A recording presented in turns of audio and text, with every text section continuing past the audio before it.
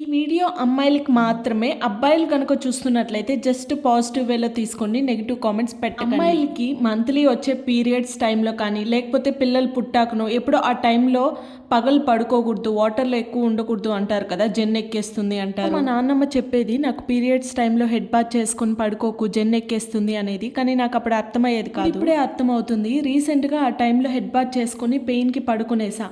ఇంకా ఆ week start అయింది. హెడ్‌ఏక్, తల భారంగా, నొప్పిగా ఉండేది. మళ్ళీ నార్మల్ అవుతుంది కానీ ఏసీలో అలా వెళ్ళినా, హెడ్ బాత్ చేసినా మళ్ళీ ఆ తలనొప్పి ఇంకా ఎక్కువైపోయేదనమాట. దానికి ఒక అక్కని అడిగాననమాట.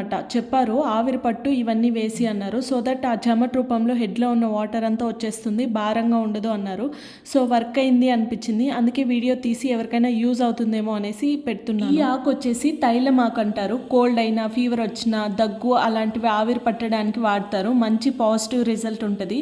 చాలా ఆయుర్వేదిక్స్‌లో వాడతారు. నీలగిరి తైలం అలా అంతా ఈ ఆకుతోనే చేస్తారనమాట. ఇప్పుడిప్పుడు ఆవిరి పట్టడానికి కూడా ట్యూబ్స్‌లా ఏదో టాబ్లెట్స్ వచ్చేస్తున్నాయి కానీ ఒకప్పుడైతే ఇవే వాడేవాళ్ళనమాట.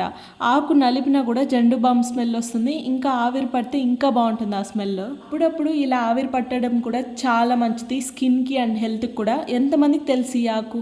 ఎనీవే ఇలా హెడ్ఏక్తో ఉన్నవాళ్ళు ఇలా వాడి మీకు వర్క్ అయితే కామెంట్ చేయండి. ఆ హెడ్ఏక్ లేకపోతే మీ సిస్టర్కో, వైఫ్కో, అమ్మకో షేర్ చేయండి. ఏమో యూస్ అవ్వచ్చేమో కదా. మన వీడియో నచ్చితే ఒక లైక్ చేసి, షేర్ చేసి, సబ్స్క్రైబ్ చేసేయండి. Thank you.